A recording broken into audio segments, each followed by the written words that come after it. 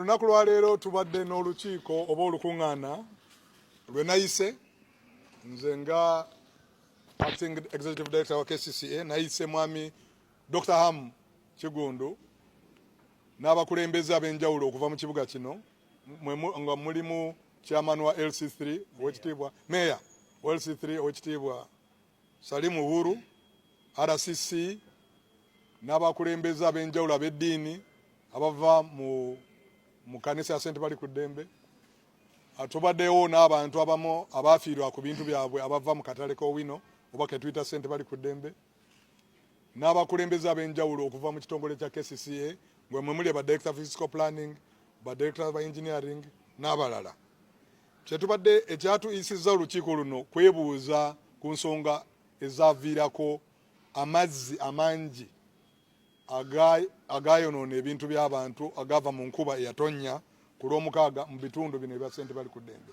Tukimanyi nti abantu bangi nnyo baafiirwa ebyabwe, abasuubuzi n'abantu abakola mu katale, nga waliwo enteeberezo okugamba nti amazzi ago gava mu bizimbe oba projects za Mwami Ham zatadde ku mwala gwe bayita Jugula oguli wansi eyo ku St. Bali ku Ddembe. Twawulidde nti n'abekereziya abadde balina okwemulugunya nti gye buvuddeko badde tebakyasobola kugenda mu kereziya olw'okubanga ebintu Dr. Ham byazimbye bibalemesezza oba bitataganyizza entambula okuyingira ekereziya, era nga basaba nti tubeeko kye tukola okulaba nga tuzzaawo ekkubo eriyingira ekkanisa.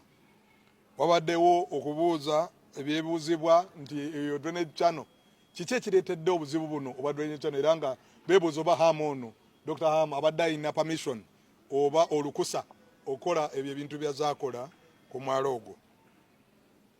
Tukanyiza, tubadde n'olukiiko olulungi, twogedde bulungi ng'abaseruganda nga tugamba nti ekisinga okuba ekikulu tulina okunoonya solution ezikolera bannakampala bonna ffenna kubanga kino ekibuga kyaffe. Njagala kwebaza Dr. Ham n'abakulembeze abali wano ntusobodde okwogera ng'abantu abakulu, ng'abantu abalumirirwa Kampala, ng'abantu abagala okufuna solution, era Dr. Ham atukakasizza nti bajja kuteekawo ekkubo erigenda okukkiriza abantu abasabira mweyo kereziya okusobola okuba nga abasabirawo. Era tukanyiza nti emirimu gyonna egigenda mu maaso ku mwalo ogwo gisooke giyimirizibwe paka badirekita baffe aba engineering ne technical planning ne physical planning basooke batunule mu application balabe nti ddala bibagenda okuzimba biri mu mateeka ate nga tebijja kukosa mwala. Tukkiriza nti enkya ku ssaawa 5 ez'okumakya tujja genda twerabireko n'amaaso gaffe omwalo ogwo n'emidumu gy'amazzi. Waliwo batugambye nti waliwo emidumu 2 gireeta amazzi mu ngeri ey'obulabe, twagala tugirabe, naye ate twagala tulabe ne mu kitundu kyonna ekyo okutegeera nti buno obuzibu bwa drainage buvaawa, era bwe tuba nga tuli kutereeza tutandikirawa ate tukomawa.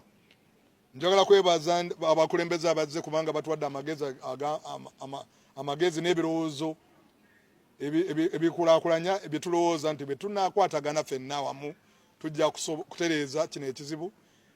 Weewaawo osanga tunaasobola n'okutereeza ebizibu bya drainage ebiri mu Kampala n'ebitundu ebirala, kubanga ekizibu kya flooding nga bwe muze mulaba enkuba buli weetonya tufuna okusoomooza okw'amaanyi. Bassebo ne bannyabo, olwaleero ndi musanyufu nnyo lwa nsonga nayitiddwa Oweekitiibwa acting ED ku nsonga ezibadde zigenda mu maaso nga teyampise nzekka ng'omuntu wabula yayise ba stakeholders.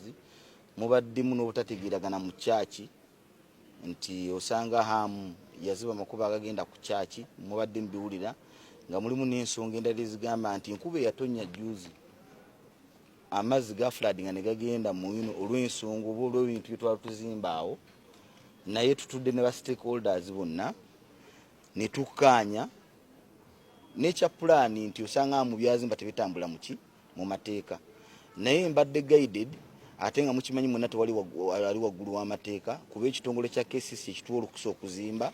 Mbadde guided ED ne ttiimu ye omuli engineering, physical planning n'abalala nti tuyimirize buli ekikolebwa wansi awo okutuusa bwe bajja beetegereza ensonga bakutuwe technical guidance mu implementation. Kyetukanyizaako era emirimu gye tugenda kukola ki giyimiriza. N'ensonga endala twebaza nnyo era ntwala omukisa guno okwebaza Oweekitiibwa Archbishop olwa guidance yatuwadde n'atugamba nti kiri kijjukizo kuba abantu abasabira mu kijjukizo ate bagenda ne balaba omupiira. Abantu abalaba omupiira be bavayo ne bagenda ne basaba mu kijjukizo.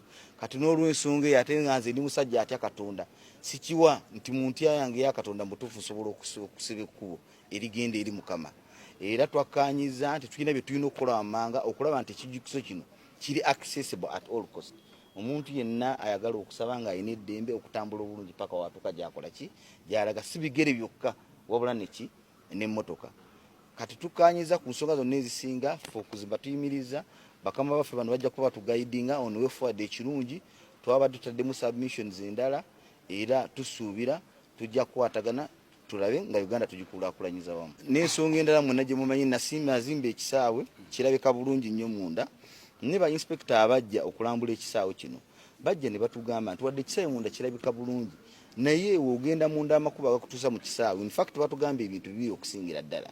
Tulina okuimprovinga ku access eziyingira ekisaawe given the large numbers of people abakolera wansi eyo. N'ensonga ey'okubiri balaba emyala gino nga giyita kungulu ne batugamba nti tulina okuziba emyala gino gibire nga giyikola kigiyita wansi for health purposes and sanity, obuyonjo n'okubeera nga abantu basigala balamu.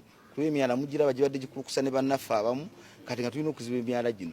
Ne bakama baffe bagambye bagenda kujja wadde omulimu gwetaagisibwa mu bangu. In fact tulina n'abakaafu abajja wiiki eno etandika era okuddamu okwetegereza ne mu December tulinayo abalala ne tulina targets baatuwa ebintu ebyo tulina okuba nga tukoze eki nga tukoze.